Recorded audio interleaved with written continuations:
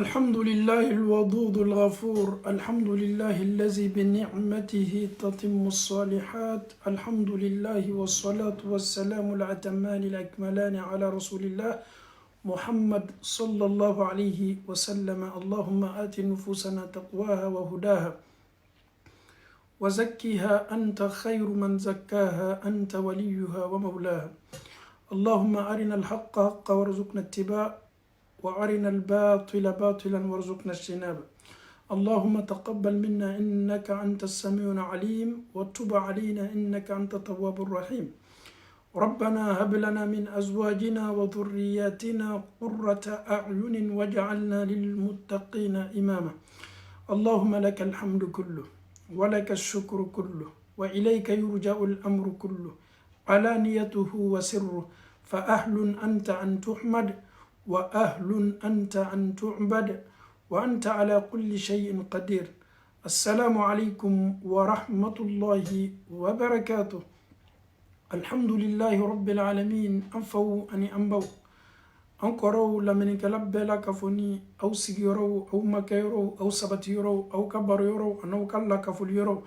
أنو كجرو نفولي بنياسي أو بلا كفني ما سلمو كفولي سن منبا أمي الله تعالى دالي نني أو يه نفولي كا أفولي نغيا أو يه كا أفولي نغيا سلام بلا كفني كا أو جاتي الله تعالى بولو نفولي فبا نمو جماعة الله تعالى بولو على موكلا السلام عليكم ورحمة الله وبركاته نفولي سنمان كوفي أمي كيسي أني صلاة نمان ياسين دنفم كسوهر ماما الله تعالى في سماتي بكر فا akachidem belebele mina Muhammad sallallahu alaihi wasallam kisi ni nema amo lase danfo ka son here mama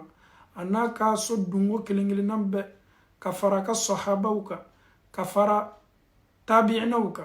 ani jama keto ibolo kala nunu ka tasla nyumana ame Allah taala dali ka foli ni kisi se ni kelengele nambe ma Allah taala bolo alamo kala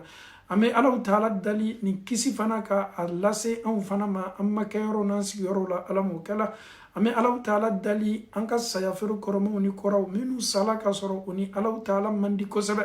minu sala ka soro tauhid nyuma erato donina minu yo ka nyana maya ka islam ya kono me fili chama yo soro ka Allah taala yafa nunu kelengile na be ma alamo kala ame Allah taala dali flanga foya be an kelengile na munu donina ka soro anta kalama ka ambela ka foni seninya ka bo flanga foya ma Allah taala bulu alamo kala ame Allah taala dali abe fo bara mi ma ko tawfiqu bensema nyuma obe ala le bulu ka bensema nyuma di nini awma an fataw ani anketaw la alamo kala an fawu ani ambaw sujet do be ambolo bi afana nafa kabu ko sabe an slamaw ka nyanama ya yere la ni yere ko bela ka foni labanto ko fla le bulu odeye mawye abe fo mamunu ma ko kunamboyala ani abe fo mamunu ma ko kunandiyala ni an mafla bi alna men ninke ni muso ba denini ile kunambo ni chebe kuma muso ma ile kunambo muso ame kunambo ya kofo ka do bonda minu kono ani Allah taala be kunambo ya kofo ka do bonda mina kelente slamaya la be fo muma ko kunambo ya mbune ye kunambo ya abe fo muma ko kunadia fanye ni kuma fla faranfasiya ka bonyona na kelati amese ni kuma kan be dona doni ko mana ame Allah taala dalika bensema madi ama amfotani anketa wala la mokela kunadia ni kunamboya ni yere bela ka foni ko fesa Allah taala ko qur'ana kono ko madu be olu bonoto o kabara o bela ama ke ko mo mabara de o barala o yo sebe kordi barama o yo seko dama yera ke o yo yere di o farkolo ka dilila o ye dili ke na folo yere ka dilila Allah taala ko ko nunu be jate adama do chama kiyama do mo munu be na bono mo munu bonoto slamaw bono ni kuma baye ni wajibili kala ba boda ma munu bonoto na be fo ma français là les vrais perdants le jour de la résurrection. Quand on parle des perdants, cela veut dire ils se sont donnés. Souvent ils ont mis en pratique ce que Allah subhanahu wa ta'ala les a recommandé. Mais avec tout ça, ils seront considérés le jour de la résurrection comme des perdants. Si tu es parmi ces perdants-là ou tu n'es pas parmi ces perdants-là, le Coran, la parole de Dieu est mieux placée pour nous parler de ça. Inch'Allah, n'ame kuma maukan ala koko mamunu bonono ka bara bela. Mamunu ka bara be tiena. O koni me kan ka bara ke olu yere fana nyene ka fo ka kewali kay. O de kajugu bi ni ya fonne ni aw mabbi ko kewali mi mekela ambolo koni mandi alaye tuma don an yere be kele bo ala. Parce que an hakili la ka fo koni ne bara nyumay. Ni Allah Ta'ala sona amena do Allah Ta'ala kuma kan bakono mi al-Qur'an ni Allah Ta'ala sona. أعوذ بالله من الشيطان الرجيم أمي تغنيني الله تعالى في أما نير كرفا على لا أمي أنير دي الله تعالى ما أما نير بلا الله تعالى كلا تغلي بلا بلا بوندا كنو أي أن تغا كبو الشيطان أنا كغروبو كلينغلنام بكا توريا ما الشيطان من كلا كورلا بونفيني بسم الله بي حكيلي لاجي أمين نامناني الله تعالى تبارك ماي بسم الله أمي أنكال لامنين دامناني الله تعالى توي Bismillahi an yɛrɛ bɛ nin sigida daminɛ ni Alahu Taala tɔgɔ ye Ar-Rahman masa min ka nɛɛma diɲɛna ne ni e ye kuma ka ɲɔgɔn lamɛn n'a ye nin nɛɛma suuru dugukolo kɔ k'an danfɛn bɛɛ bɛ dɔ sɔrɔ la mɛ ni ye nɛɛma ye ka bɔ Alahu Taala yɔrɔ kuma yɛrɛ fana ye nɛɛma ye ka bɔ Alahu Taala yɔrɔ k'a mɛn ko n kɛni bɛ ka sigi ka wajibili lamɛn tulo le b'i kun tulo min bɛ se lamɛnni kɛ la k'a mɛn ko n kɛni bɛ ka wajibili kɛ da le b'i bolo min bɛ se kuma na masa Alahu Taala ye anw ladiya kuma ni lamɛnni na oye Ar-Rahmanu mansa ye dunuya nɛɛma mansa Ar-Rahim lahara nɛɛma kɛrɛkɛrɛni mansa alhamdulillahi rabbil alamin Alahu Ta'ala ko a kumakan senimanba kɔnɔ yawma ya'ti kiyama lo min kofɔla an ye Alahu Ta'ala ko yawma ya'ti la takallamu nafsun illa bi idhnih faminhum shaqiyyun wa sa'id lo min ni Ala y'a kofɔ an ye min ye jɔ dɔ ye min ye kɔntɛbɔli lɔ ye min ye adamadenw ka gafew bɛ dɔ ma don min adamadenw bɛ kɔntɛbɔli lɔ min adamadenw bɛ yɛlɛsaratu ka don min Ala ko ni nin lɔn sela la takallamu nafsun ko ni fosi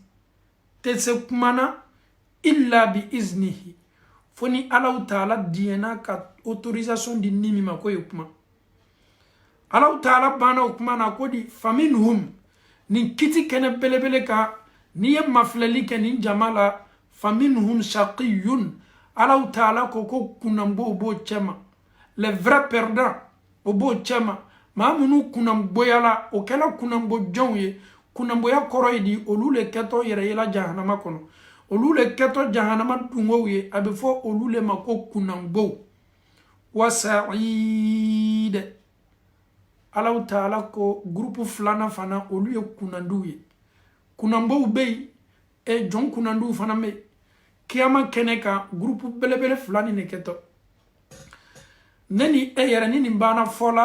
automatiquement anw bɛ an yɛrɛ kun jate kunandi jɔnw ni cɛma mais c'est tout à fait normal adamaden yɛrɛ kana miiri yɛrɛ k'a fɔ k'i kɛ tu yɛrɛ yela kunanbo jɔnw cɛma donc ni Ala sɔnna komi an bɛ donna nin sujet de la Ala ko kiyama lon danfɛn foyi tɛ kuma ta a lon fana na fɔ ni Alahu Ta'ala diɲɛna ka kuma di a ka jɔn min ma Alahu Ta'ala ko jama belebele min lɔnni bɛ kiyama kɛnɛ kan kunanbow bɛ yen kunandiw fana bɛ yen fa amma alladhina shaqu Alahu Ta'ala ko maa minnu kunanboyala Ala kana ne ni aw sɔrɔ kunanbow cɛma kiyama lon a kɛtɔ fɔlɔ groupe minnu ma ko aw ta tola kunanboya ma Alahu Ta'ala ko sara foyi tɛ olu ma kɔnɔna foyi tɛ Ala bolo k'a kɛ ɲɛsigi ye ka ninnu ma kɔnɔ Alahu Ta'ala ko fafinnaari ko ninnu n'i b'o ɲini ninnu tɛ se taala fansi ninnu b'o yɛrɛ ye tasuma le kɔnɔ ninnu kɛtɔ o yɛrɛ yela arabukan na n'i y'a mɛn ko fi o bɛ fɛn caman la la yɛrɛ fɛn kɔnɔ la ko kunanbo ninnu lɔyɔrɔ t'o la place t'o bolo n'i bɛ ninnu ɲini yɔrɔ yɔrɔ i bɛna jahanama wow mafilɛ k'a takisɛw mafilɛ ninnu fafinnaari ninnu bɛ jahanama le kɔnɔ lahum fiha ka ninnu to o ka jahanama nin kɔnɔ i bɛ mɛnni kɛ ka bɔ ninnu la zafirun wa shahiq arabukan na n'i y'a mɛn ko zafiru kulekan don kulekan min ka surun fali kulekan na kulekan don kulekan min n'a bɛ bɔ fo sɔnɔmɛ la Alahu Ta'ala ko k'a bɛ fɔ jɔn minnu ma ko kunanbo n'i y'o ye jahanama kɔnɔ i tɛna mɛnni kɛ o la i t'o mankan foyi mɛn fo o kulekan min masurunyani me fali kulekan na wa shahiq mufassirina yo koro belebele chamandi zafiru ani shahiqula ni beye mankane me dowko ko dusuku manka wala ma disi yere manka dusuku manka ani manka min boto dala do yere ko mankan belebele ani mankan fitini do mankan ne boto jahannama kono dewna ko to jahannama kono Allah ta'ala ko fa amma alladhina shaqu ma minu tatula kunan boyama ma minu kunan boyala fa fin nari lahum fiha zafir wa shahiq nunu te yoro fo soro Allah ta'ala ka ni keneka fo jahannama onni yoro kala jahannama e o yara fana me jahannama de kono mankan kulekan perenkan ne boto nunu la min mankan ke to mena fambela ka foni fe Allah ta'ala klalo la kodi an fawni an baw Allah ta'ala ko khalidina fiha ni nunu dola jahannama kono khalidina fiha nunu ke to dumela arjina kono arabukana niyame ko khuludu o de ye adamadenya yere ye fanfelala bolita ma yoromi aba kono le pour l'éternité Allah ta'ala ko nunu no yo yere tasma kono khalidina fiha nunu be dume jahannama kono madamati samawati wal ard madama ni Allah ta'ala ka sangolo ni dukolo sabatini me illa ma sha rabbuk foni ala yere diena nunu jahannama kono demi maka foko alala wati min tun fola eye jahannama pinisiona e tabana e kakanka bo katado arajina kono doubei olu boto jahannama kono katado arajina kono subhanallah ni ala yere diena minu ka bolima illa ma sha rabbuk ni horani na mufassirina ko anye jahannama kono do me klan kata klan yoro chama groupe doubei abe fo luma ko khalidina fiha olu be jahannama kono bolitoma olu ba kono le kudai bi o kagbelen katme kunuka sini o kagbelen katme bika o luka toroyabo o chogole la yamutu fiha wala yahya sayato donina nyanama ya nyuma erato donina jahannama kono nunu be kanga jangata nyabela ka fonima ko to jahannama kono inna rabbaka a mamadu alakara iti Allah ta'ala anya don ka foko ala fa'alun masami Allah ta'ala alale be kokelale Allah ta'ala lima yuridu komi mi Allah ta'ala dia alale barake baraye fa'alun Allah ta'ala le barake baraye alale kewalu kebaraye kewalimi lima kewalimi yurid kewalimi nadiyalaye ate karaba ate jaraki ate fama ko munama ninkenye munayen ke bolokolonye ote Allah ta'ala ye okuma kan yere mangante ka bo jon yoro ka nyasi alama aya fo anye fa'alun ale Allah ta'ala le barake baraye lima bara min kewali min yurid min kale Allah ta'ala dia abe malabo jahannama kono ma min ka Allah ta'ala dia o ko son hadisa ba yira anna ibnu mas'ud be min ko fo ko ala kara ko sallallahu alaihi wasallam ma laba min boto jahannama kono kata do arjina kono o fana ne ka doli be man kono ka soro ka arjina datu le paradis est toujours ouvert alhamdulillah arjina dala kanime ni arjina kono do bana dola olu yere nyina ni me ka foko arjina dayele ni me olu ka arjina sokabu o yere te sa fambefe o be kanga mendiya ni dagamuni dia ke arjina kono jahannama kono do fana mo ka punitiona e lomi na tele kele me komi an ka dunia san wa biduru Allah ta'ala na ka foni sereya ebe ta soro tawhidu tume do soro do dusukuna do yella ilaha illa allah fo o ye bara nyuma uke me bara jugu tumo do na wati dola olu be puni ala bolo jahannama kono olu bo yere jahannama kono me ni wati ni temena Allah ta'ala be olu fanan labo ka be o kabara de geroma no lu bodla boli damnana ebe ta soro do be bonyina do be bo sannata do be bo sambara kofe do be bo sanwa kelen kofe do be bo sanwa fla kofe Allah ta'ala be na nunu labo o choko de la betede minnu ka baara ɲumanw cayala mais juguman dɔw tun b'o doni na a juguman fana ani jahanama la doli le tun ka kan ka da kan kiyama kɛnɛ kan yafa bɛ kɛ dɔw ma Alahu Taala bolo hinɛ bɛ kɛ dɔw la Alahu Taala bolo mais dɔw bɛ yen o n'o ka baara ɲuman olu kɛtɔ donna jahanama kɔnɔ kuma la surunya bolo ma minnu kɛtɔ bɔla jahanama kɔnɔ olu ka groupe laban maa laban min bɔtɔ jahanama kɔnɔ n'ale banna bɔla ka ban a kɛla cɛ ye walama a kɛla muso ye bɔli tɛ tuguni jahanama kɔnɔ jahanama kɛtɔ datugula bɔli tɛ yen kɔ tuguni subhanallah jahanama kɔnɔden groupe laban min bɔtɔ jahanama kɔnɔ hadisa bɛ nin ko fɔ an ye ni Alahu Taala ye bɔli nɔgɔya a ye n'a y'a yɛrɛ ye jahanama dabolo la ale yɛrɛ Ala ye a madɛmɛ n'a y'a kɔ minnu ka jahanama mafilɛ ale ye tɔɔrɔya min k'a la tasuma ye jenini min l'a kan a farikolo jenina a kolow jenina a buw jenina Alahu Taala ye jenini l'a kan Ala yɛrɛ ko waati waati ni o faribanku jenina jahanama tasuma bolo badalna ne Ala bɛ lafaleni kɛ n bɛ farikolo kura bila o kan pour que o ye tasuma tɔɔrɔya nɛnɛ waati bɛɛ la yamutu fiha wala yahya jahanama tɔɔrɔya k'a fɔ ko a y'i jeni a b'i jeni jangata n'a ka wara mais Ala ko k'i tɛ sa dɛ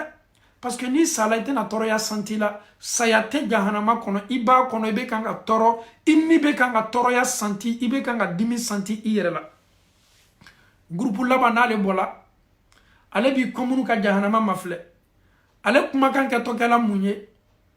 ko seniya bɛ Alahu Taala ye masa min ye n kisi masa min ye n kanda masa min ye n sutara ka bɔ nin tasuma n'a tɔɔrɔyaba ma subhanallah a bɛ k'ale yɛrɛ kɔnɔ ko Alahu Taala ma hɛrɛ kɛ jɔn foyi ye k'ale bɔ maa min tun bɛ tasuma kɔnɔ tasuma min kofɔla kuranna aya caman na narun hamiya tasuma minnu a ka kala waquduha annasu wal hijara tasuma min n'a kɛtɔ mɛnɛna adamadenw ni jo kabakurun na tasuma kofɔla kuranna kɔnɔ ni nin banna bɔla jahanama kɔnɔ a bɛ mafilɛli kɛ a bɛ jahanama mafilɛ seniya bɛ Alahu Taala ye masa min ye ne kisi ka bɔ nin tɔɔrɔya ma a b'i to o la a bɛ yirisun dɔ ye a bɛ Alahu Taala dali ka d'a kan ale famana suma ma ale famana dagamu ma ale ye waati jan kɛ nin tɔɔrɔya de la tasuma la fɛn min ye fɛn duman ye suma duman ale tun balila suma duman ma suma min bɛ labure adamaden farikolo kan ale tun balila o ma jisuma min bɛ min adamaden bolo ale tun balila o ma nin bɛɛ tun interdit la jahanama kɔnɔden ma k'a to jahanama kɔnɔ jahanama kɔnɔ à l'enfer pas de boisson pas de jus pas de sucrerie même de l'eau à boire pas de l'eau pour vous subhanallah ni bela ka foni kumandiyala jahanama kɔnɔ denw ma mais ce qui me met encore bizarre kɔngɔ bɛ n'o mina k'o to jahanama kɔnɔ kɔngɔ bɛ jahanama kɔnɔ denw mina adamadenw no a ma kɛ komi kiyama nali bɛna adamaden bɔ a ka adamadenya la adamaden no toujours ninnu b'i dama kasi mɛlɛkaw ye azabaniya alayha malaikatun ghilazun shidad la ya'suna allaha ma amarahum ويفعلون ما يؤمرون ملكا منوني الله تعالى كلمة جهنم كرفا دوما ملكا منولو الله تعالى كوكو كا بينيسوني او كا شاتيما كا دوكو سبه نونو بي كولي دي ملكا وتوغي او يافو alaye jimi minta tede kwa ye jifitini laburi an farkolo kan an ye se ka sumaya doni nene kadaka an tume dunya la wati mi an ka frigo tun fani bɛ jisuma la an ka jinagaw tun ye jisumaw ye anw tun bɛ minfɛn dumanw min anw tun bɛ jisumaw min tun bɛ an fariw suma ni funɛni bɔla climatiseurs tun bɛ an ka sow kɔnɔ ventilateurs tun bɛ an ka sow kɔnɔ mais anw kumandiyala anw balila nin kelen kelenna bɛɛ ma bɛ nin tasuma kɔnɔ mɛlɛkaw aw y'a fɔ ala ye a ye ji dɔ lajigi anw kan an ye se dɔɔni sɔrɔla sumaya la ni ninnu kulela ni mɛlɛkaw tɔgɔ ye ya malik maliki ye jɔn ye mɛlɛka minnu kɛtɔ jahanama kɔrɔsila olu bɛɛ la ka foni ka ɲɛmɔgɔ le tɔgɔ ye ko maliku olu kɛtɔ kulela maliku le tɔgɔ la a sabatila fil athar ko ni jahanama kɔnɔdenw kulela ni mɛlɛka belebele tɔgɔ la ko maliki bɛ waati jan de ta ka sɔrɔ k'o jaabi dɔw ko san 1000 yirika dɔw ko san 100 yirika jani nunu ye jabi folo subhanallah lomi tele keleme be an ka wasan wa biduruma ho malik afo alaw taala e kwa ye sumaya do laji an ka aye jido laji an ka an toro labi a jabi tena dila nunuma jabi min dito maliki manunum bolo o jabi fana o dusu kasi kabo o toroya kabo o kololo kabo katemenin kelengele na bela ka fonika afawni ambaw neni eye tasi ko kelema folo o yemuye o de anye mafleli ka anka sokono ni funeni mbola ni kalaya bola amanka feneturu daile n'est-ce pas aman yere ka chamuru daile amanka salon daile n'est-ce pas wati do yere la on peut même pas surtout en fait farafina ame boka la lukene le kono ventilateur te nafanya nako climatiseur yere obeka nga kalaya anka donc soit ni solution ye mingi ole anye boka la lu yere kono tumado fono min jigito su dugu klama o fono keto amade mena doni kada kan lebe ibaye adama dendo be ni funeni mbola nyadoma obena ka jikel la so kampu kel la so ese sumana doni surtout mamunuka sowe toluwe nit le bola toli be kalaya ali ka foko ka klife sunoke wallahi ni bebe gbeleya ka famiyal kun madi ambela ka funma Allah taala bulu alamukela donc nunu beto ni ne bonda kono jahanama kono ebe nunu kule ka menya bema obe kule ni jonto ye obe kule ni maliki to ye yala est ce que maliki rebe se kokela no ebo kameo ونادوا يا مالك مالك ليقضي علينا ربك قال إنكم ماكثون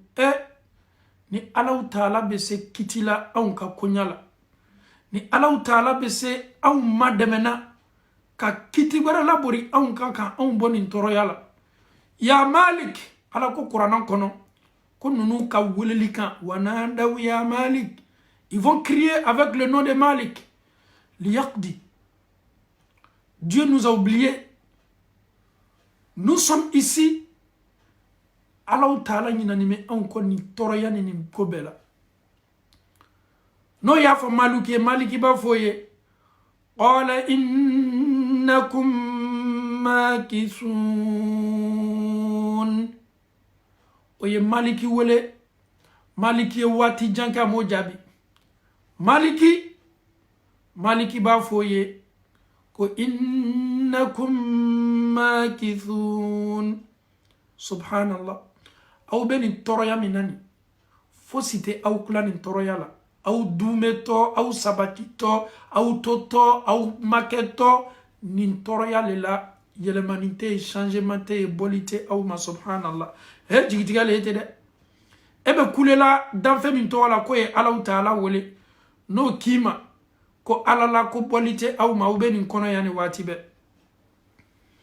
kaliman yakun madi ambela ka fon ma Allah Ta'ala bulu alamu kala am fawni ambaw mo laba min boto jahannama kono na ya yere kenema ale wati janke sumaya balla ji ani ji yere min balla amena ka jimi ay wati jami ke tasmala o fangano torya tungabo ale ya yere yesa abola be kenema abi komunu ka jahannama mafle ko seninya be Allah Ta'ala masami yene kanda ka boni toroyama masami ye aka demen laborne kan boni toroya belebele la ale be Allah Ta'ala ka yirizum belebele doye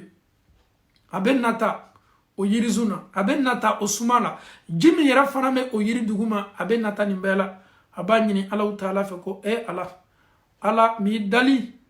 yato me ibere ni yirizuna kase suma mi meni yirizuna kase sila suma koro ka nyere servi ajila alantena foi manyini ngalaila ukofe ala yembo mi ke jahannama kono o diala neye alantena ndansa wula nyini ngalila ala Ta'ala be lanu yali kai ala be bodadama ala be silala kai abe tama kana yere yeni yirizun koro ni suma koro ni nema ni ndaba damun koro asini metola amena ka jimi amena ka suma dumanta ayere farkulu tume kalaya lela ya salam adamade ni neni eye am farkulu mafle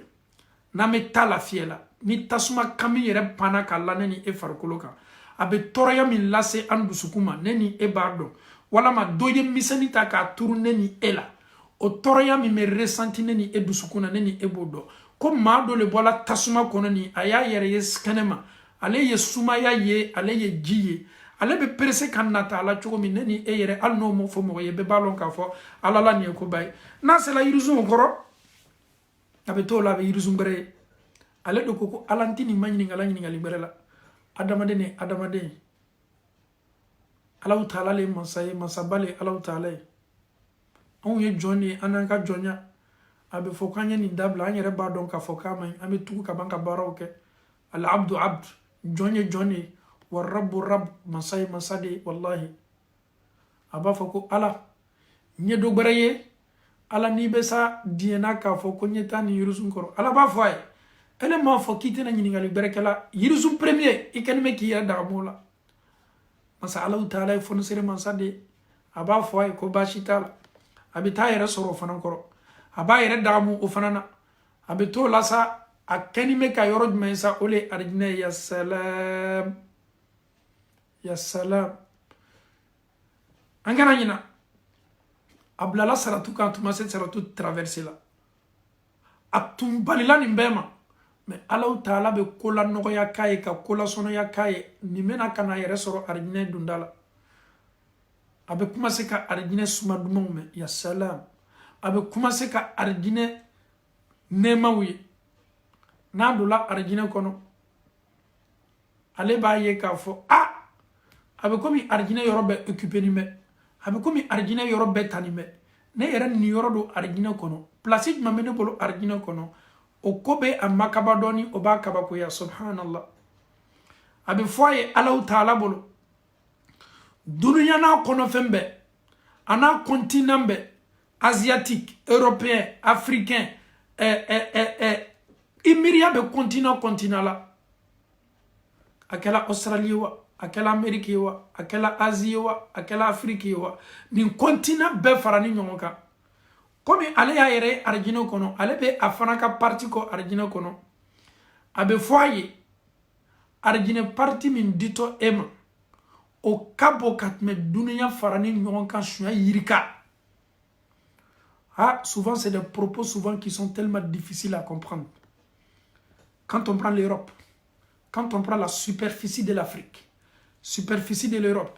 l'Asie l'Amérique et Allah te donne le triple et le triple encore ala bɛ dunya nin bɛɛ di e ma ka ban ka ɲɔgɔn wɛrɛ di e ma ka ban ka ɲɔgɔn wɛrɛ di e ma ko ɲɔgɔnna caman ta k'a di ma ale nin yɔrɔ kɛtɔ kɛla o le ye a ka arijinɛ superficie la ya salam ni nin kuma banna fɔla a ye wallahi an y'o le fɔ sisan al abdu abd jɔn ye jɔn ye i b'a kan mɛn ala i tɛ fara mayɛlɛla wa i tɛ fara yɛlɛkola ma c'est à dire Allahu Taala ka sɔnni ka bon ala ka sɔnni ka bon wallahi masa min ye Allahu Taala n'a y'i sɔn sɔnni tɛ Allahu Taala ka sɔnni de kɔ e bɛ taa duniya masaw fɛ bi i b'o dali o b'a k'i ye sini bɛ n'o fɛ i b'o dali o b'a k'i ye o dugusɛgbɛ sabanan n'i taara ka t'o dali n'o m'a fɔ k'e lɔbɔnin bɛ i dama tɛmɛnin bɛ mais Allahu Taala ka fonisereya bonda ni jɔn y'a kɔkɔ waati waati Allahu Taala b'i sɔn a b'i madɛmɛ a bɛ hɛrɛ k'i ye o yɛrɛ tɛ Allahu Taala ɲinɛ foyi ye a bɛ kabakoya ala ni yɔrɔ belebele min n'i y'a di ne ma ala est-ce que tɛ kan ka yɛlɛ ko ne la de wa ala est-ce que tɛ kan ka mɔkɛ le wa ni jɔn ye nin kuma fɔ yɔrɔ min Allahu Taala n'a ka masayaba masa senimanba fonisere masa masa dafani masa min tɛ kɔnɔna fili masa min bɛ sɔnni kɛ o tɛ foyi bɔ a ka masaya la Allahu Taala bɛ yɛlɛ ko subhanallah ni cɛ kuma kan mɛn ala la yɛlɛ ko a y'a fɔ min kɛ ko ala ye nin yɔrɔ belebele min di ne ma arijinɛ kɔnɔ nin yo ala i bɛ kan ka ne mayɛlɛ le wa ala i bɛ kan ka ne mɔkɛ le wa c'est comme sawa warala ma a yɛrɛ hakili yɛrɛ ta c'est inimaginable ko nin lɔyɔrɔ ye d'ale ma mɔgɔ min bɔsan ye jahanama kɔnɔ nin a bɔsan ye punition na ko nin yɔrɔ belebele ye d'a ma arijinɛ kɔnɔ subhanallah an ye duniya mansabaw ma filɛ n'an ye continent américain ta États-Unis n'i y'o olu ka mansaya ma filɛ olu kɛlen bɛ ka 52 walama plus o le mara n'i ye anw ka mansaw ma filɛ k'an ka continent ma filɛ an ka masaw kɛni ko ka jamana dɔrɔn de mara mais ko ala kɛtɔ duniya nin bɛɛ farala ɲɔgɔn kan ko o ɲɔgɔnna caman di e ma arijinɛ kɔnɔ o ele kelen peta le b'o ye i ni mɔgɔ si tɛ o lafara ni ɲɔgɔn cɛ alaw taala yɛlɛko la kira sallallahu alaihi wasallam a bɛ ni hadisa lakali don min a ka sahabaw ye Mas'udu le fana bɛ kan ka nin lakali ko ala kɛra sela nin parti ma cɛ y'a fɔ min kɛ ko ala e bɛ kan ka yɛlɛbɔ n'ale kɛ ne la wa ala e bɛ kan ka ne mɔkɛ de wa ala e bɛ kan ka yɛlɛ ko ne ma le wa a ye nin fɔ min kɛ ko alaw taala yɛlɛla ala kɛra fana bɛ ni hadisa lakali min kɛ ala kɛra yɛrɛ fana yɛlɛla sallallahu alaihi wasallam Abdullah ibn Mas'ud ala kɛra ka kuranna kalanaba fana bɛ nin kumakan lakali min kɛ maaw ye a fana sela nin cɛ ka parti ma a fana yɛlɛ ko la ja ne fana min ye aw ka garibuden ni aw ka kalanden ye ni ne fana sela nin parti ma alhamdulillah an fana ye yɛlɛ ko ka bɛn nin cɛ an ye yɛlɛ ko ka bɛn nin cɛ ka kuma ma ka d'a kan alaw taala yɛlɛla ala kɛra yɛlɛla Abdullah ibn Mas'udu yɛlɛla ne fana ka kan ka yɛlɛ masha Allah aw fana ka kan ka yɛlɛ ka bɛn nin cɛ ka maɲiningali belebele ma ko ala bɛ kan ka yɛlɛbɔ n'ale kan na wa ka faamuyali ko ɲuman di an bɛɛ la ka fɔ kani faamuyali ko ɲuman di an bɛɛ ma alaw taala bolo ala m'o kɛla alhamdulillahi rabbil alamin an bɛ segi ka na an ka walagada ma alaw taala ko wa amma alladhina su'idu ko maa minnu kunnadiyala o ye kunnadiya sɔrɔ o ye niyɔrɔ sɔrɔ kunnadiya sɔrɔ o ye kisi sɔrɔ o ye niyɔrɔ sɔrɔ o ye hɛrɛ sɔrɔ o ye baraka sɔrɔ olu kɛla jɔn kunnadiw ye alaw taala ko fafil jannati khalidin ni b'olu ɲini kiyama lɔ alaw taala kɛni bɛ ka ɲɛsigi belebele le kɛ k'olu makɔnɔ olu niyɔrɔ n'o pilasi ye arijinɛ le kɔnɔ arijinɛ so min n'o y'o yɛrɛ y'a kɔnɔ o bɛ to a kɔnɔ kudayi o bɛ duma kɔnɔ alaw taala ko di khalidin ma damati samawatu wal ard illa ma sha'a rabbuk ata'an ghayra majzuz nin ye sara ye ata nin ye sɔnni ye nin ye dili ye ka bɔ alaw taala yɔrɔ k'a di ninnu ma sara min ghayra majzuz sara min kɔtigɛnin tɛ sara min dafanin bɛ sara min a nagasinin tɛ dɔ bɔnin t'a la sara dafani nagasi foyi t'a la o le ditɔ arijinɛw kɔnɔ den ninnu ma arijinɛw kɔnɔ subhanallah ka faamuyali ko ɲuman di an bɛɛ la ka foli ma alaw taala bolo ala m'o kɛla an faw ani an baw nin ye gurupu belebele fila kofɔni ye gurupu minnu ni alaw taala y'o kɛ kunnadijɔnw ye ala ko ko niyɔrɔ foyi t'olu bolo fo arijinɛso ɲuman o b'a kɔnɔ madama ni alaw taala ka sankolo ni dugukolo bɛ alaw taala ka mara ni ka masaya la ninnu bɛ alaw taala ka arijinɛ kɔnɔ sarabow bolo sara min kɔtigɛnin tɛ alaw taala ko jahanama kɔnɔdenw fana b'o ka yɔrɔ la yɔrɔ min a kɛla o ma gbalo ye an bɛna na an yɛrɛ sɔrɔ walagada jumɛn ni o de ye maa minnu bɔnɔtɔ les perdants le jour de la résurrection an bɛ alaw taala dali ka faamuyali ko ɲuman di an bɛɛ la ka fɔ ma alaw taala bolo ala m'o kɛla an faw ani an baw a bɛ fɔ jɔnw de ma k'o bɔnɔtɔ kiyama lo jɔnw de ka baaraw tɛna nafa ɲan'o ma kiyama lo jɔnw de kɛtɔ a fɔla nin tun k'a lɔ ni alaw taala sɔnna an bɛna an yɛrɛ ye olu kelen kelenna bɛɛ ka bonda kɔnɔ sisan ni alaw taala sɔnna n'an ye kuranna mafilɛ alaw taala ka sura belebele min n'a bɛ fɔ a ma ko suratul kahf suratul kahf alaw taala kumana adamaden dɔw kan les vrais perdants souvent tu peux voir un mécréant ou tu peux voir quelqu'un qui n'est pas sur le droit chemin automatiquement ça te vient dans la i b'a fɔ i ka fɛn na ko ninnu tuma dɔ ninnu ye maaw ye maa minnu perditɔ les perdants ceux qui seront parmi les perdants le jour de la résurrection alaw taala ko kuranna senmanba kɔnɔ a'udhu billahi minash shaitanir rajim bismillahir rahmanir rahim قل هل ننبئكم بالأخسرين أعمالا alaw taala ko muhammadu ya alaw tato ne alaw taala be kofoli ke yewa même maaw kibaruya fiye maa minnu bɔnɔtɔ o ka baara bɛɛ la ni ya me ko bonoto ka bara la jawye bara de kew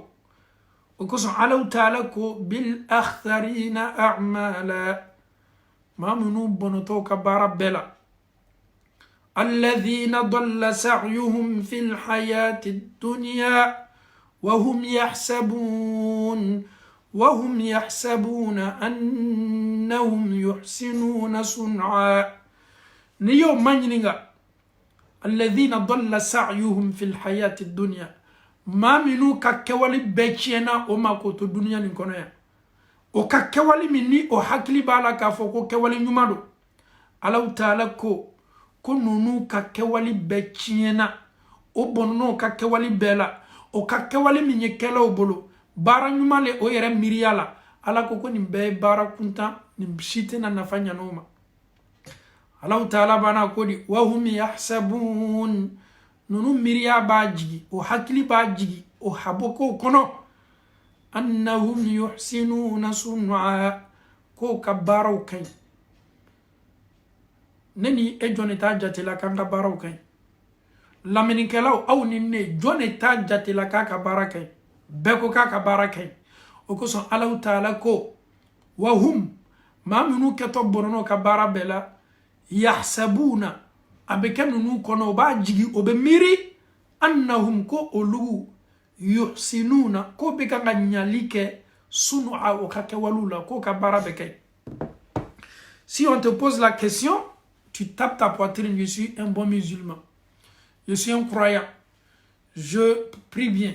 Le jeûne aussi, je jeûne bien. Et tout ce qui concerne la zakat, je m'acquitte de ça. Le pèlerinage aussi, je suis toujours à la Mecque. Nous avons cette confiance-là en nous. Quand nous regardons nos œuvres, on se dit, alhamdulillah, c'est positif. Quand on vous pose la question, je sais que je vais rentrer au paradis. Mais Allah dit dans le Saint-Coran, wahum yahsaboun. Et aussi, ils pensaient comme nous. Au lieu de me miri, l'autre m'a dit, tu me connais, annahum yuhsinuna sun'a. Ko nous fanaka kewali bekay. Certes, c'est un verset qui est dirigé sur les juifs et les chrétiens. Mais il y a eu des passages où Ali ibn Abi Talib, il dit ce verset aussi, en dehors même des juifs et des chrétiens, les musulmans, ceux qui pensent que moi, Mounoumba Talako Kakewalu Kain, ko lu fana me doni bonda be kono wa hum yahsabuna annahum yuhsinuna sun'a. Oluba jigla ka foko lu fana ka baro kain. Quand on nous parle de ces genres de versets là, je pense que tu ne dois plus taper ta poitrine. Tu te dis oui, tu es un bienfaiteur, tu fais du bien, tu fais du sacrifice, tu es là toujours, tu aides les gens, mais est-ce que tu as la certitude que tes œuvres que tu es en train de mettre en pratique peuvent être bénéfiques le jour de la résurrection? Certes, on oublie d'être les muhsinin, mais nimbe ko fait aya ni mayara ko nunu fana to ma jigi ka foko ka kewalu kai al nini aya be kuma yahudi ou ni nasaraw de ka mais an fana ma don ka foko slama tiama bononto akabara la kiamalo oye munye ebe kanga bara minke flanga foya yeye ekewalila ebe boni ka bara la wala mete bonala edo be bara makela me flanga foya fitini be ka kewalila o flanga foya fitini mi me ko misrika lazarati akado kat me foni seriaka abe eka bara bechien abi makosa kiyamalo wahum yahsabuna annahum yuhsinuna sun'a. Abo lukono ka foko ka kewali bela ka funike o ba jati o be haki o miriya betayi ka foko alala ko aw ka bara bekay o ko son alakara sallallahu alayhi wa sallam anaka ladiriya anaka limaniya anaka alanyasranya anaka woleli kana dina nima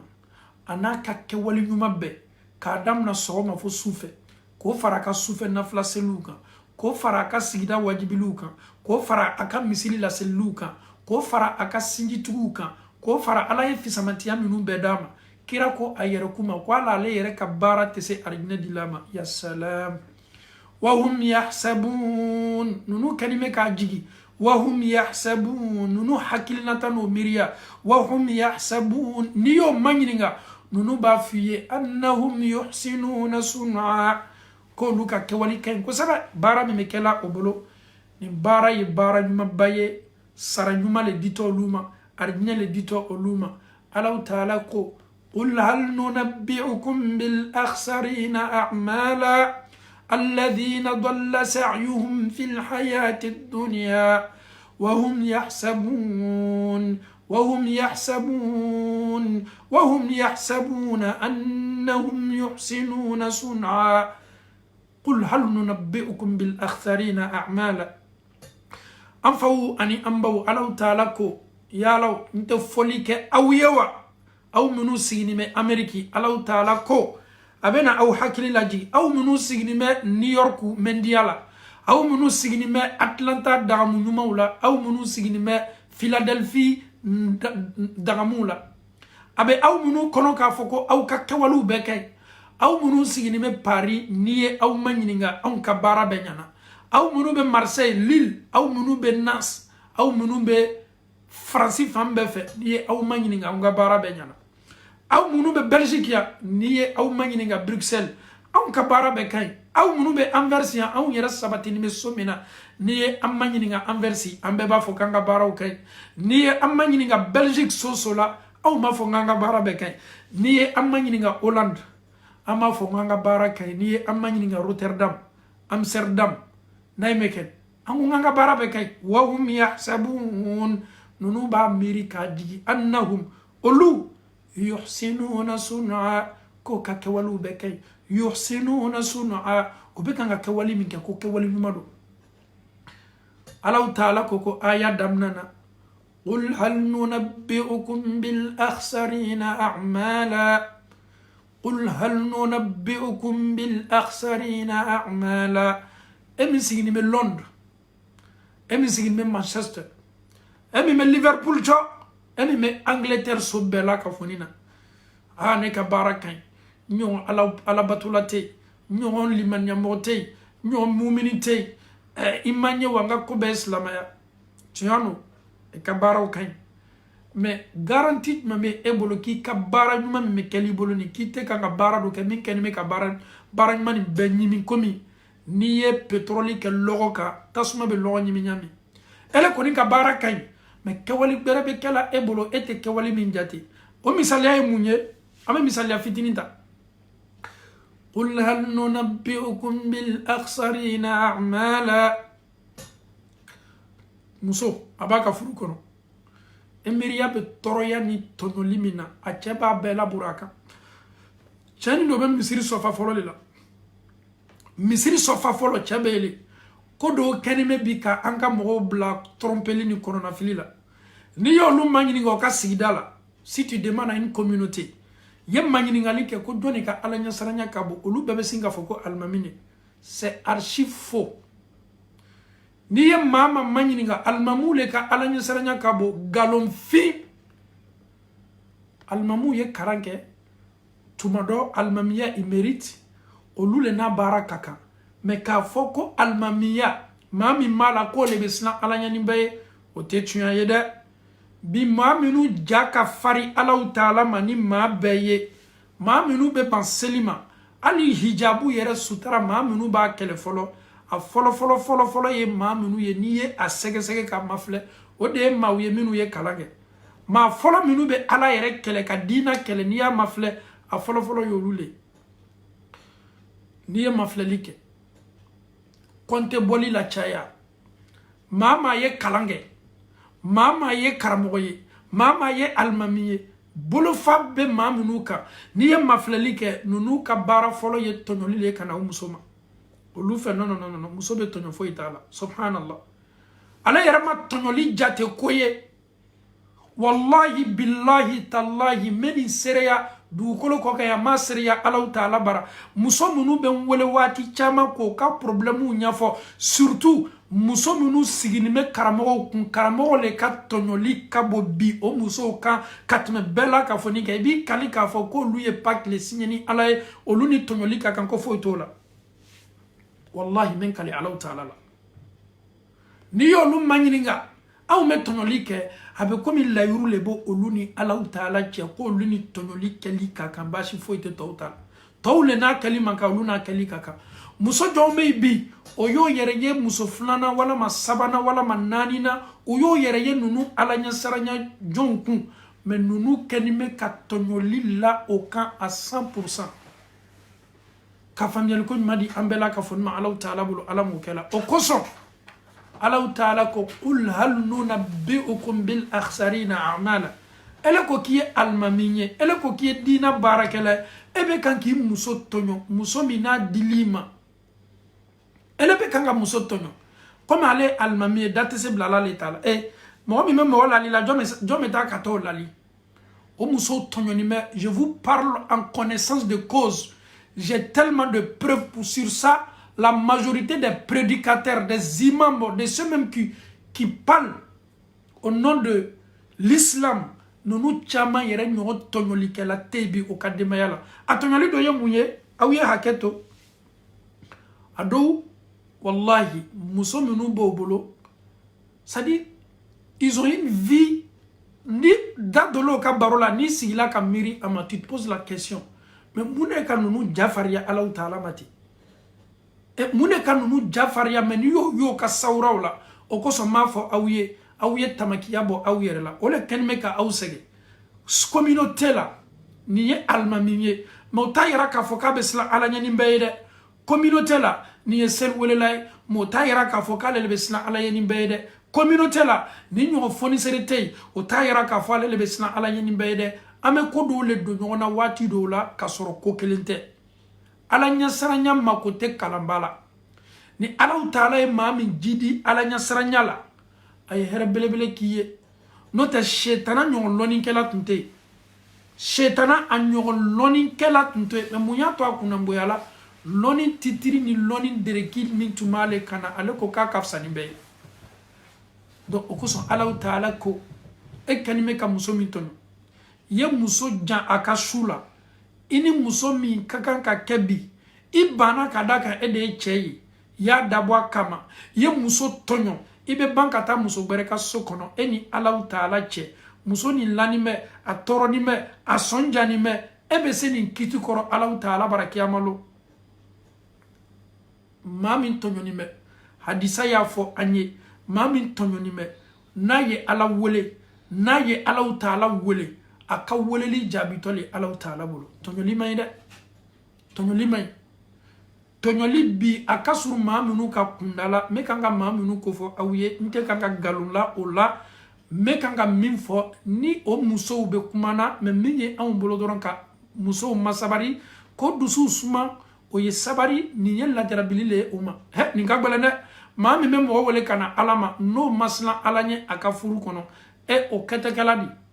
donc a faamuyali ko ɲuman di an bɛɛ ma Alahu Taala bolo Ala m'o kɛ la wa hum yahsabuna annahum yuhsinuna sun'a mais n'i y'ale maɲininka ale fɛ ale kɛni bɛ ka baara min kɛ o baara ka ɲi o baara bɛ na ale la don arijinɛ kɔnɔ ale ɲinani bɛ tɔɲɔli kɔ k'a dɔn k'a fɔ n ye maa min tɔɲɔ kiyama lon Alahu Taala bɛ na a ka hakɛ lasegin a ma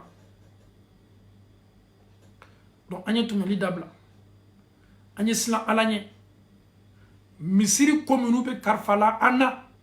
a nafolo minnu bɛ di la an ma ko an y'a kɔrɔsi Ala ɲami la dɛ a senti tɛ dɛ a tama kelen pe y'a dabɔ a kama k'a domu wallahi o tama kelen pe domuni i bolo o b'i bɔnɔ i ka san 60 bato bɛɛ la maaw hakɛ jama jama ye sɔnni kɛ ko k'a don misiri ko la a kiyamani batɔ diina ɲɛmɔgɔw wallahi aw ka minali kɛtɔ gbɛlɛyala kiyamanu ni bɛɛ la ka fɔ nin ye maaw tɔɔrɔni ni maaw wasiji ni maaw halala o y'a di aw ma ladiriya ni telen kosɔn aw y'a don Alahu Taala ka so la an bɛ min fɔ silamɛw ye n'a fɔla ko ka Alahu Taala ka so madɛmɛ ka madarasa madɛmɛ i y'a ye k'a fɔ madarasa ko b'i la misiri ko b'i la sɔnni kɛ min ma dɔrɔn dili kɛ a wari dɔ la misiri la a ma don misiri la a wari dɔ la madarasa la a ma don madarasa la ele ye min sɔnni kɛ o ye Alahu Taala ye e ka so jɔ ye arijinɛ kɔnɔ ka ban sika foyi t'a la a nana la min tigɛ kɔnɔ o le kɛtɔ ma filɛ la sisan a kɛtɔ a don la da jumɛn na a kɛtɔ a bilala fa ɲuman n'i ye mafilɛli kɛ bi farafinna bi kɛlɛ minnu b'i la misiriw kɔnɔ a bɛɛ ye place ko kɛlɛ de ye a bɛɛ ye nafolo ko kɛlɛ de ye alimamiya kɛlɛ kabini waati ma kɛlɛ bɛ kɛla alimamiya nɔfɛ baara min tɔɔrɔya n'a sɛgɛn ka bon baara min yɛrɛ i b'a kɛlɛ ni ala cɛmala la sɛgɛn min b'a la i yɛrɛ tan t'i bolo n'i ka denbaya yɛrɛ ye mɔgɔ bɛ se kɛlɛ bɔl'o baara la cogo di ni intérêt dɔ t'a nɔfɛ c'est-à-dire tu es là ko nin fila kɛlen bɛ ka kɛlɛ kɛ alimamiya nɔfɛ ok n'a sɔrɔ ala ko don kɛlɛ ka kan ka kɛ ala ko nɔfɛ cogo di parce que anw ko ko ala ne ko ko ala e ko ko ala kɛlɛ bɛ kɛ cogo di alimamiya nɔfɛ ele bɛ kɛlɛ kɛla min fɛ ne tɛna sara e tɛna sara n'a yɛrɛ ma dɔ ta ne ni e ka waati la a bɛ an bali an diɲɛna ko caman kɛli ma donc tɔɔrɔya le mais mun y'a to ne ni e kɛlen bɛ ka ɲɔgɔn kɛlɛ jeton ko lo n'i ye jeton ko bɔ kɛlɛ minnu bɛ kɛla an ka misiriw la farafinna n'i ye nafolo ko bɔ a la a tɔ bɛ dɛ وهم يحسبون أنهم يحسنون صنعا نيو لما ينيغا لو فانا كوكو كبارو كاي كاسورو انتر ني انتر سما كبوالا ibaye ka foko a Allah taala abime kala la ko son o kado afawni ambaw ni ya muso fana mafla ka furula membaw sama men ka furula bato meninke kasoro nale na chebe nyona akuma kan korota ni ma cheka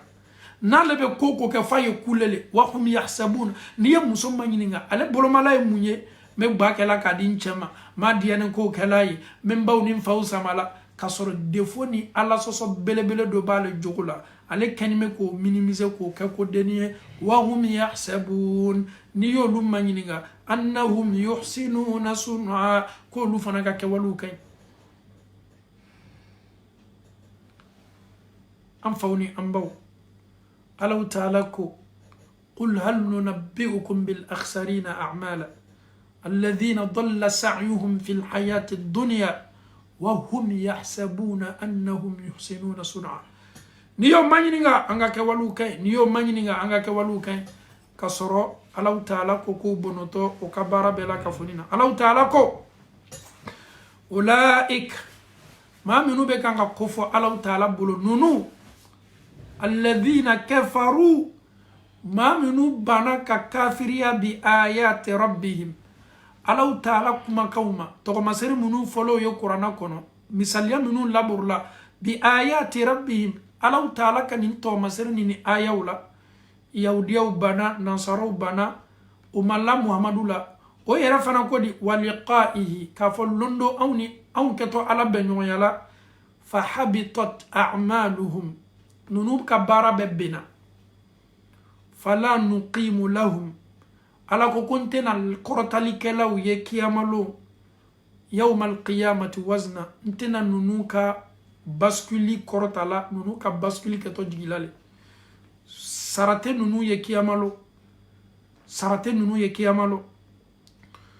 قل هل ننبئكم بالأخسرين أعمالا الذين ضل سعيهم في الحياة الدنيا وهم يحسبون أنهم يحسنون صنعا أولئك الذين كفروا بآيات ربهم ولقائه فحبطت أعمالهم فلا نقيم لهم يوم القيامة وزنا الله تعالى كون يرتوب القيامة وكبسكلتنا ودلك لوما umma ko be biliyali mina o ka pezeli ke fenka Allah ta'ala ko nunu ke to bono lale kiyama keneka afaw ani ambaw nanye ni aya ulame ni aya beneni aw bla ala nya saranya belebele la Allah ta'ala ko qur'ana aya gbere kono anya lame ko sebe wujuhun yawma izin khashi'a amilatun nasibah تصلى نارا حامية وجوه يومئذ خاشعة كيامالو نيه نونو مفله كو نياداو مفله ibe slanya ye pui la o nya fambeka niye jeu de lumière bla dama de nyaka norobe buri beri nya fon kanyami ala ko kuniye nunu ye kiyamalo wujuhun yawmaizin khashi'a ha kol nyada do keto kiyamalo nyada nunu silanimbe Allah ta'ala ko usilanimbe amilatun nasiba ma minu ye barake na fola bara mi man ko sanji koro kashi yere sege barake lawlo tasla naran hamiya nunu ketol la filila ka jeni Allah ta'ala ka lajabata lila min fanga na wuyen kabo Allah ta'ala ko Qur'ana aya bare kono anya lame ko sebe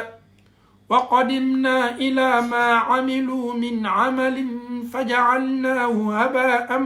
manthura wa qadimna ne Allah ta'ala ye blalike kanunu makono wa qadimna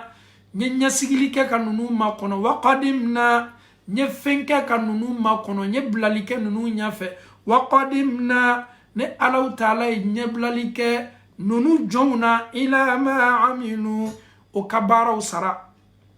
abe komi Allah ta'ala koma aw masafolo le mais aw ka resultat bebene ala bolo yanka kenya sigiye ka aw makono Allah ta'ala kodi o ye kabo ka kewalula faja'alnahu haba'an manthura ala ko ka be mbolo nkani me ka ke gbamani poussière le ko makono olu miriya bala ka fo ka baraju kabo o ye barajma min ke ko bena sarajuma soro ala bolo ala ko ni yo magninga olu ko ko ka baro ka mais le résultat ala ko je vais transformer ces résultats là en poussière éparpillée, c'est-à-dire c'est la poussière qui est là comme les résultats. Et quand tu leur poses la question, alhamdulillah, je serai parmi les admis, je serai au paradis, j'ai fait beaucoup de hasanat, mais il ne sait pas aller mal donc à fo quoi ka hasanati mina kanime ka kofo ala koko aya ken nyasigi ka makono nyasigi mi ate foye kiyamalo fo poussière le ira tola ala bolo ki ka bara saraba fle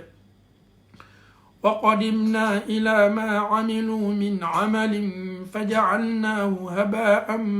manthura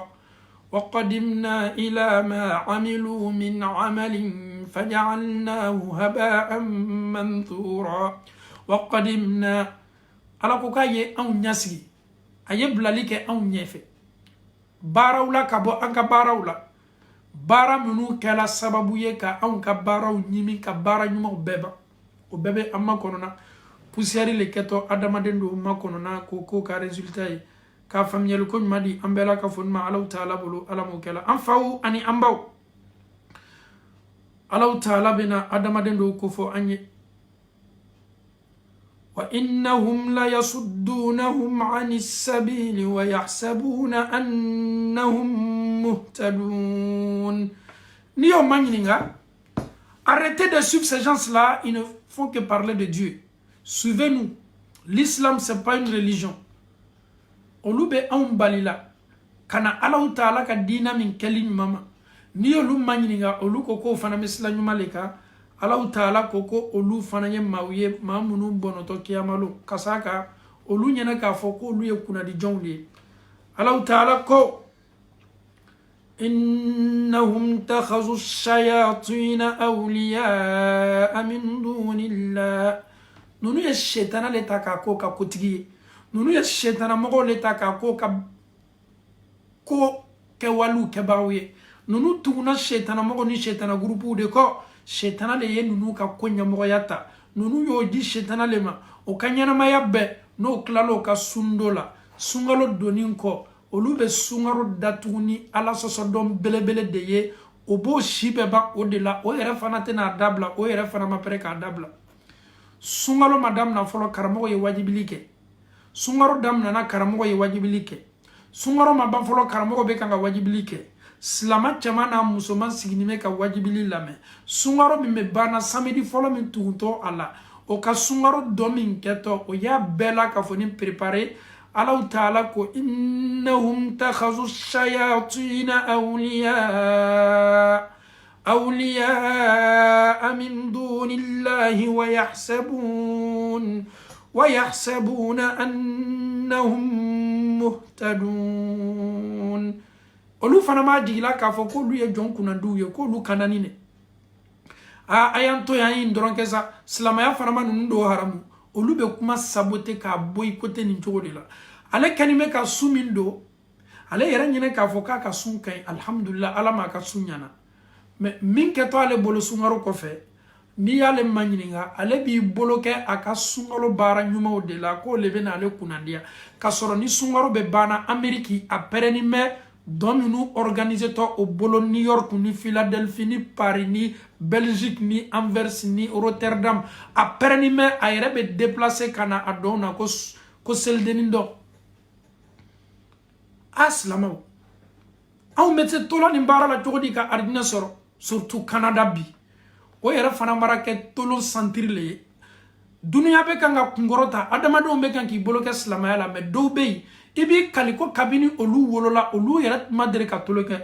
kabini bɛ farafinna i fa bara i bɛ kan ka tulon kɛ i nana i cɛ bara e tɛ silamɛya ta i ni cɛ ye silamɛya ta aw y'aw ka waati nin kɛ silamɛya kɔnɔ saya ye aw sɔrɔ k'aw to silamɛya kɔnɔ k'aw denw lamɔ silamɛya kɔnɔ mais aw bɛ ɲɛbɔ setana ka kotigiya de fɛ ani setana ka gurupuw de fɛ ani setana ka baaraw de fɛ aw bɛ ɲɛbɔ le baaraw la waati bɛɛ Allahu Ta'ala ko innahum takhazu innahum maa minnu bɛ kan ka fɔ nin itakhazu shayatin nunu ye setanaw le ta setana en pluriel awliya k'o kɛ teri ye k'o kɛ kokɛɲɔgɔn ye k'o ka kuntigi ye min dunillahi ka tɛmɛ ala kan o ye ala kumakan lafili wa yahsabuna annahum muhtadun ni yo maɲininga olu ɲɛna k'a fɔ ko olu fana bɛ kanda sila le kan ni silamaw Allahu Ta'ala bɛ kuma ni anw ye dɛ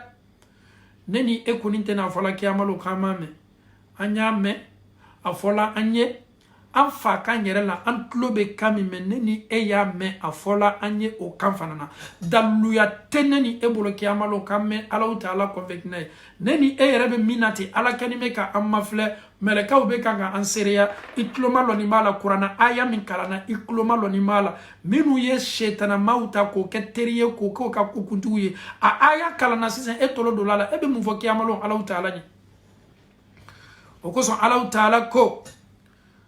أولئك الذين كفروا بآيات ربهم ولقائه نونو يماويه ما منو كافر يا الله تعالى كتو مسروني الله تعالى كمثل يوم الله تعالى كآيوما وكافر يلا ومسون ويرم الله كفلوندو كتو الله تعالى بنيو يلا نونو كتو بنونو وكبارا كلينغلنا بلا كفونينا كلمن يكون مدي أم بلا كفون ما الله تعالى بلو الله موكلا وكسون الله تعالى كو adamaden dɔw bɛ kiyama lɔn kafiru misaliya a ko i bɛ kafiru ye n'i y'o ma ɲininka olu bɛ kan ka baara min kɛ o ka baara bɛ k'o kɔnɔ komi n'i y'i lɔ sila kan ka mafilɛli kɛ teleguman fɛ i ye lɔ gidɔrɔn kan silaba kan i ye filɛli kɛ ka taa yɔrɔ jan a bɛ k'i kɔnɔ k'a fɔ ko sila fan min bɛ o ye ko ji le bɔnnen bɛ sila kan bɛɛ bɛ nin dɔn i ye lɔ gidɔrɔn ka teleguman na ka filɛli lajanya i kɛtɔ min yɛl'i ɲɛfɛ a bɛ k'i kɔnɔ k'a fɔ ko ji le n'i sela yɔrɔ ma waati min na i bɛna sɔrɔ ko ji foyi tɛ yen ala ko kafiru ka baara kɛtɔ mɔ cogo de la kiyama lo n'i y'a maɲininka duniya ale miiriya b'a la k'a fɔ ko ji le b'ale ɲɛfɛ ye sarako ɲuman le b'ale makɔnɔna mais n'a sela kiyama a b'a ye k'a fɔ ko ji tɛ yen nin ye kumakan makabaninba ye dɛ a miiriya b'a la k'a fɔ ko ji le bɛ yen a tola yɔrɔ jan a y'a ye k'a fɔ ko ji le b'a ɲɛfɛ a se min kɛla yɔrɔw ma a ye mafilɛli k'a ɲɛ tɛ ji la donc ko adamaden minnu kafiriyala olu ka baaraw kɛtɔ ma o cogo de la kiyama lo an bɛ Alahu Ta'ala dali ne bamuso n balimamuso silamamuso ala kɛra manto musomanw nin ladilikan kɔfɛ force tɛ dɛ n'i y'a mɛn a fɔ sami'na wa ata'na sutara min ni i bani bɛ a tali ma i jija ye sutara ta teriya bolo ma sutara min ni Alahu Ta'ala y'a diyagoya i kan k'i y'a ta a ta i kana makɔnɔnin kɛ kɔ ne baw ne kɔrɔw mèche min n'a bɛ don la i bolo tiɲɛ no i cɛ ka ɲi tu es tellement belle mais a dɔn k'a fɔ ko arijina cɛɲa le ka bon ni cɛɲa bɛɛ ye i ka duniya cɛɲa nin c'est éphémère waati ni kunkurunin don un jour tu vas mourir ni doli ka kaburu kono ni cenya te ni servi la a donc a fo ko meshi do comme i b'a do la k'i yɛrɛ de la cenya a donc a fo ko waati sele ka meshi do la bi mi bila la dɛ mais Allahu taala b'i fɛ hali bi ni b'i fari la bi kɛnɛya b'i la i b'i sabari ka sigi dɔɔni ka miiri i yɛrɛ kuma k'a dɔn k'a fɔ i satɔ londo ka bɔ ni ɲɛnamaya la i sabari meshi minnu b'i bolo placard i kana fɔ i b'a ni la k'a di maa ma dɛ i ye tasuma bila la walama i y'a bila i ka poubelle la k'a bɛɛ lafili ne balimamuso n'i bɛ bɔ kɛnɛ ma sutura min ka kan ka ta i bolo ka bɔ i jija i ye sutura ta ka bɔ kɛnɛ ma i bɛ kɛlɛ i bɛ nɛni surtout waati ni ɲɔgɔnna la silantanw wulini bɛ an kama ɲami sutura tali la i ka sutura ta i ka danbe b'o de la i bolo di i ka sutura ma i ka kayira ni ka kunnadiya b'o de la ne balimamuso lajarabili min n'a lanimi kɛ i ka furu la i bɛ sabari ka Alahu taala wele tɔɔrɔya min n'a b'i k'i ka furu la i bɛ Alahu taala wele masa Ala le bɛ se bɔda ɲuman dili ma nin na adamadenw bɛ s'i lali la adamadenw bɛ s'i bilasira la mais a dɔn k'a fɔ nin baara bɛɛ la k'a fɔ ni kundo y'i kelen ta de a di Alahu taala ma a don duwawu la Ala bɛna bɔda ɲuman d'i ma i ka kɔnɔnafili n'i ka problème bɛɛ la ne bamuso n'an fana bɛ sutura ta an ye sutura ta min bɛ don sariya ka sutura min ko fɔ an ye fara faniw ta la fani minnu suturaw don mais a maquillé ni mɛ ni biriyaw ye ni design ye n'i bɛ fɛn min ta e ye dɔɔni bila k'i kɛtɔ sutura ta la e bɛ nana sutura ta i bɛ fɛ ka sutura tali fana k'i ma komi i ye fani tɔ kelen min bila i b'a ye k'a fɔ komi don a tɛ taa o cogo la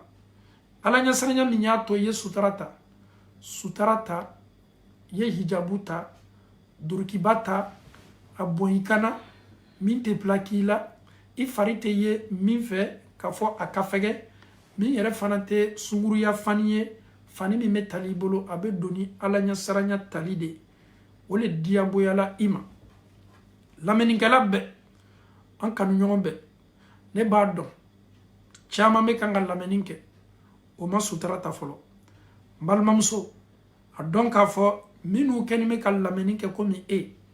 olu sela o yɛrɛkun kɛlɛla ka sutura ta minnu bɛ lamɛnni kɛla komi e olu fana tun bɛ mɛndiya ni nin diya ɲɔgɔnna de la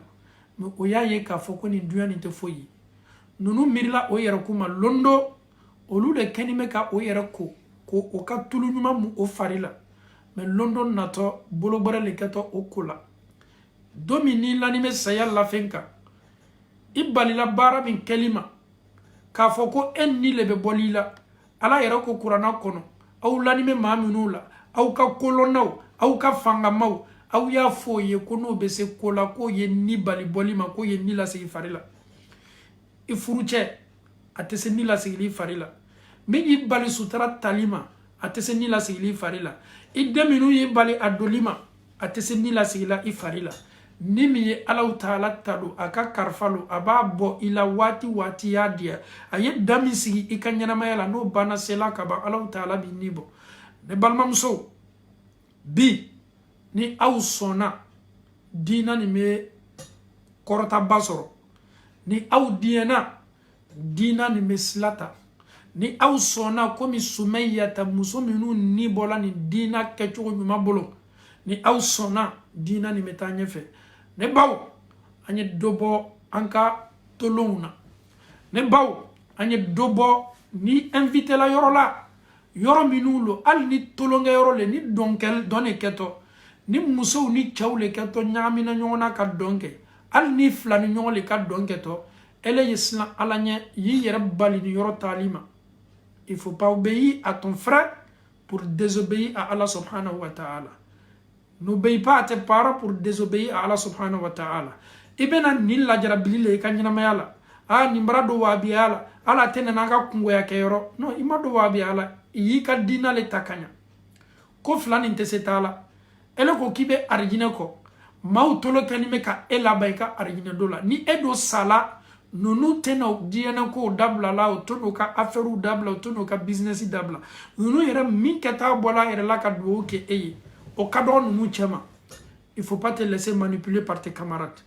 Il ne faut pas te laisser manipuler par ta communauté. Ne te laisse pas manipuler par la société. Ne te laisse pas manipuler en disant que nous sommes en Europe. Ne te laisse pas manipuler par l'Europe. Ne te laisse pas manipuler par United States of America. Ne te laisse pas manipuler par le Canada. Ne te laisse pas manipuler par l'Australie. Tubabula ni ye mun ye an nana ye an ye mun sɔrɔ nafolo joli bɛ an bolo foyi tɛ an bolo ka wuli fajiri fɛ ka taa ɲini yɔrɔ an sɛgɛnni ne dɔtɔ ɲɛnamaya nin dɔrɔn de y'an ka ɲɛnamaya ye an yɛrɛ fana bɛ to nin de la dɔrɔn saya fana bɛ nana an ta la paix dususuma lɔnnikɛlaba dɔ ma ɲininka la est ce que anw bɛ se dususuma sɔrɔla ɲɛnamaya nin na wa a ko dususuma bɛ sɔrɔ an bolo don min n'an ye an senkini le pied droit n'an y'a ye arijinɛ kɔnɔ don min o don de ye tranquillité ye o don de ye la paix ye o don de ye dususuma ye cette vie là le prophète a été clair sallallahu alayhi wa sallam duniya nin ye kaso le ye mumini ye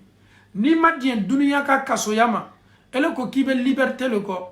wallahi maa minnu b'a fɔ la ko le temps c'est de l'argent c'est archi faux adamaden y'a lɔn k'a fɔ ko le temps c'est de l'adoration waati min ni ala y'a d'i ma i ka kan k'a bato bato le fana kɔnɔ i bɛ se wari ɲini n'a kɔnɔ ka siran ala ɲɛ wari ɲini fana na duniya ni an dana mun de kama o le ye bato ye n bamuso ladilikan nin bɛ di aw ma ka bɔ aw dencɛ yɔrɔ ne min bɛ kan ka aw kumaɲɔgɔnya aw ni ne yɛrɛ kiyamalon bɛɛ jɔrɔnin bɛ a kungo la i sabari i ye do kɛ ten toro ne bamuso i ye tolon kɛ dɛ ne bamuso i ye do kɛ tolon na wallahi n bamuso i ye tolon kɛ jeliw y'i fasa la k'i fasa la jeliw y'i kofɔ k'i kofɔ kalimaniya ko ɲuman di an bɛɛ la ka fɔ ɲuman Alahu Taala bolo ala m'o kɛla an bɛ Alahu Taala dali ala ɲɛ saranya k'o di an ma an fɔta ni an kɛtaw la ala m'o kɛla an bɛ Alahu Taala dali maa minnu kɛtɔ bɔnɔna kiyama lon baara kɛni kɔ o bolo u b'a jate u b'a jigi k'a fɔ k'o ye baara ɲuman kɛ ka Alahu Taala diɲɛ ka sara ɲuman kɛ ɲɛsigi ye ka an makɔnɔ an sara kana kɛ gbangba ni poussière ye an bɛ Alahu Taala dali wajibili k'a kɛ nɔbilala ye an ka kɛwalew la ka nɔbilali ɲuman bila an ka comportement la wajibili lamɛn na ala m'o kɛla Allahumma arina al-haqqa haqqa warzuqna ittiba Allahumma arina al-batila batilan warzuqna ijtinaba اللهم كن لنا ولا تكن علينا اللهم انصر من نصر الدين واخذل من خذل الدين إن الله وملائكته يصلون على النبي يا أيها الذين آمنوا صلوا عليه وسلموا تسليما اللهم صل على محمد وعلى آل محمد كما صليت وباركت على إبراهيم وعلى آل إبراهيم في العالمين إنك حميد مجيد وآخر دعوانا عن الحمد لله رب العالمين السلام عليكم ورحمة الله وبركاته